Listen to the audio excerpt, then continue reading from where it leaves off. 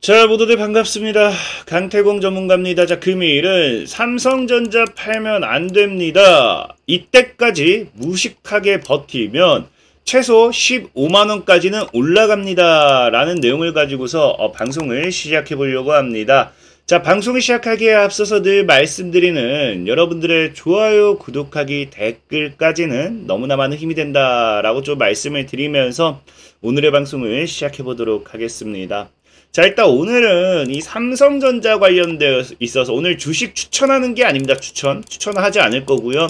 삼성전자 관련해가지고 많은 분들이 자꾸 매도를 하니까 좀 가슴 아파가지고 좀 이 설명을 좀 드리려고 합니다.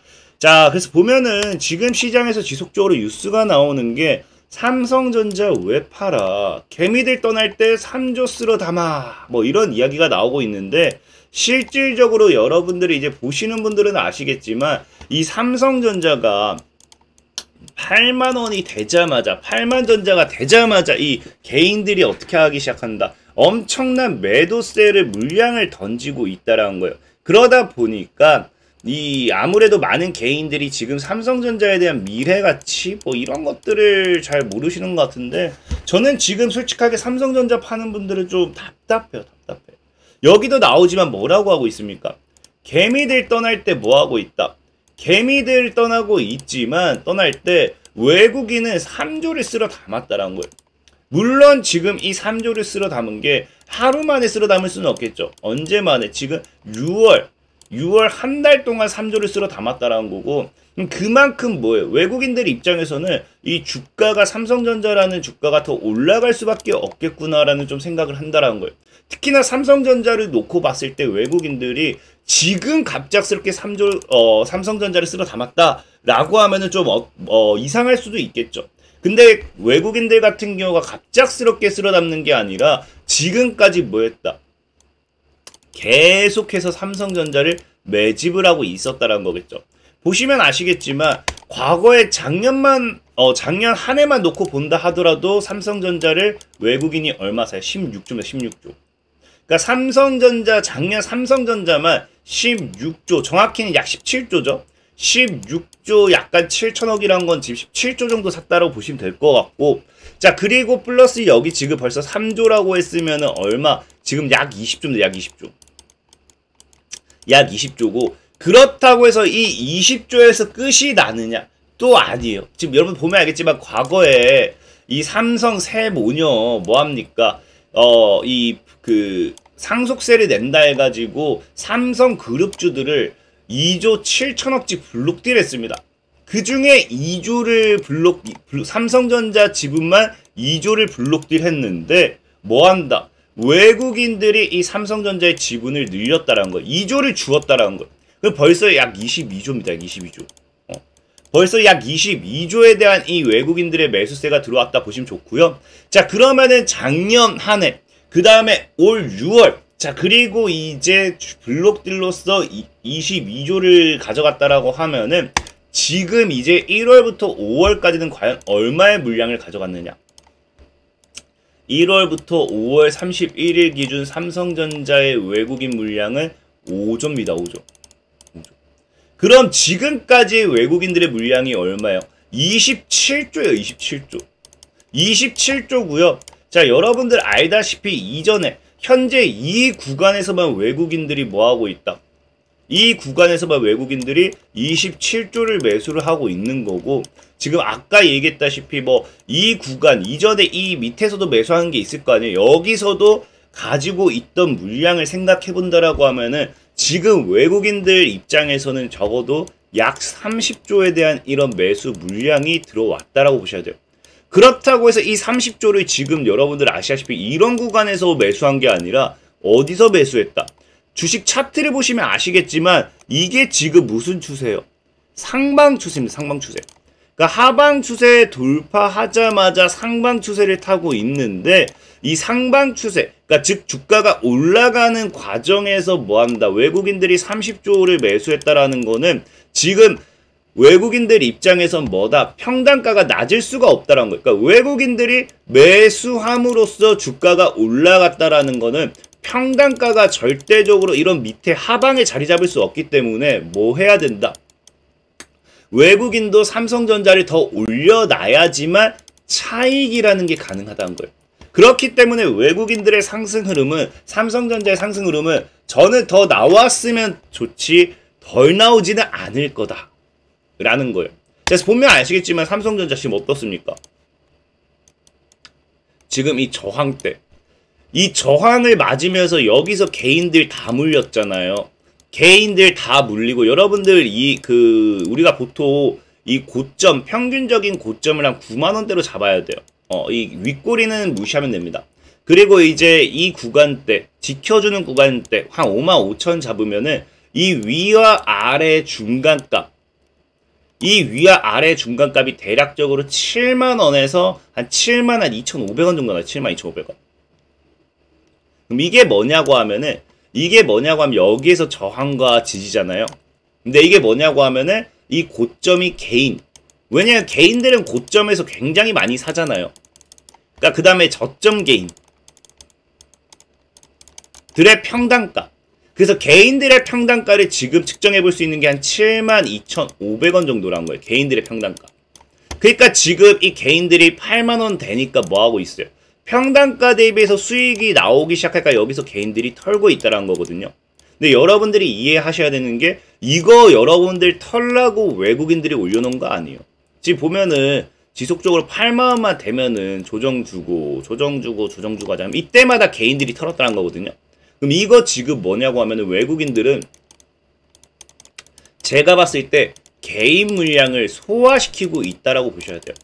그러니까 지금 시장에서도 개인들 맨날 판다는 거, 외국인들이 계속 맨날 산다는 거, 그런 뉴스가 그래서 나오는 거고, 그러면 개인들의 매도세와 함께 개인들의 외국인들의 매수세가 나왔다고 하면은 외국인들이 이 물량을 소화시켰다는 건 평단도 외국인들도 얼추 7만원대는 잡혀 있다고 보셔야 돼요. 지금 뭐 8만원 정도, 그 다음에 한 55,000원 정도, 이 사이에 평단을 잡아야 65,000에서 7만원, 한 이 정도 보는 게 좋거든요. 여기서 물량 잡아줬으니까. 자, 그렇기 때문에 지금 이제 그 삼성전자 같은 경우는 이 물량이 소화된 이후에 주가가 더 올라간다 가정했을 때 제가 왜 15만원 정도를 잡냐고 하면은, 제가 방금 65,000원 잡냐고 했는데 85,000원? 85,000원 대비해서 이제 55,000원 평단 잡으면 대충 한 7만원 정도 나와요. 7만원.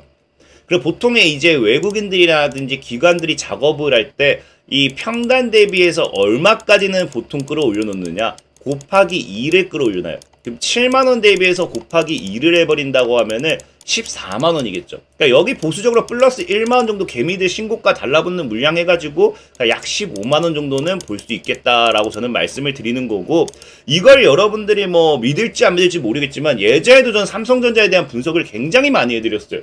외국인 흐름이라든지 차트 예전부터 보면서 말씀드렸고, 실질적으로 과거에도 뭐 했다?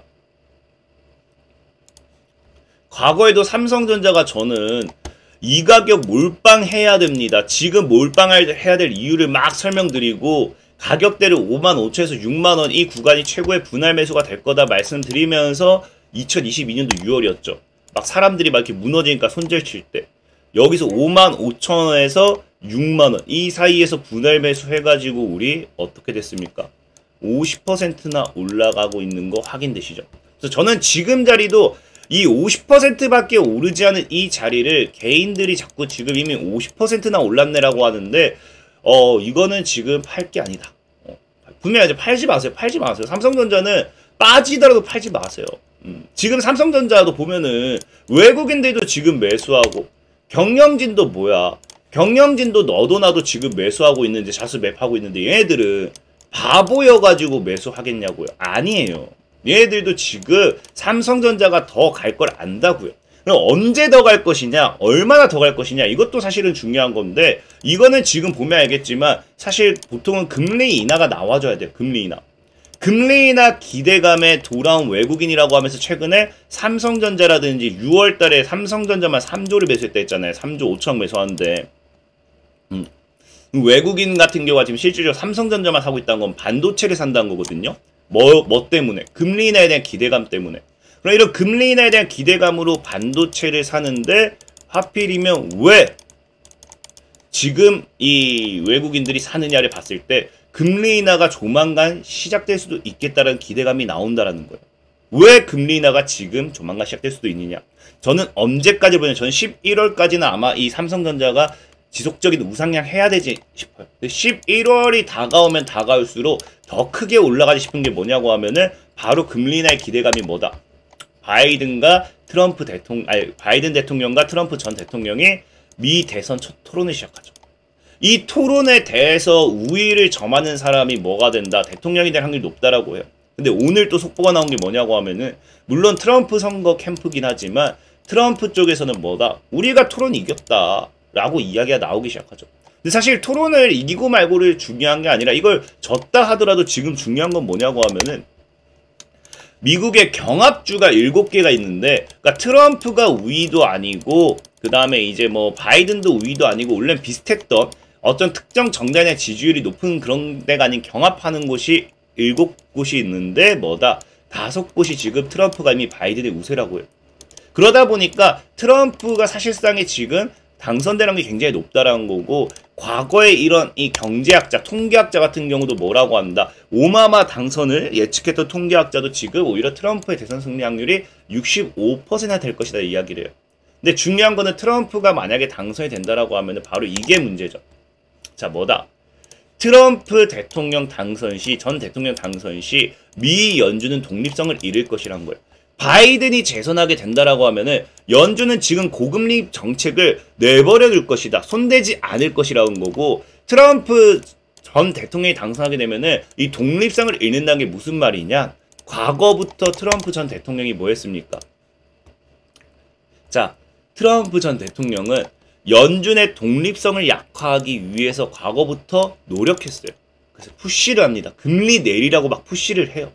그래서 연준의 잘못된 금리 정책이 경제를 불필요하게 위험에 빠뜨리고 있다는 것이 트럼프 대통령의 이 전 대통령의 이 생각이기 때문에 과거에도 연준을 많이 압박했어요.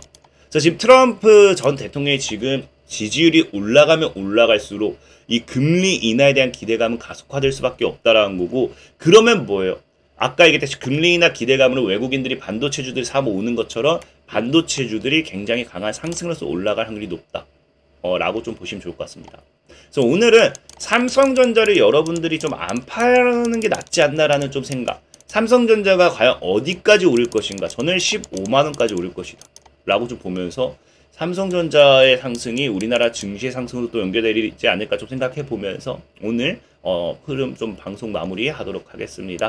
자, 지금까지 강태공 전문가였고요. 여러분들의 좋아요, 구독하기, 댓글까지 너무나 많은 힘이 된다 말씀드리면서 자, 모두들 안녕.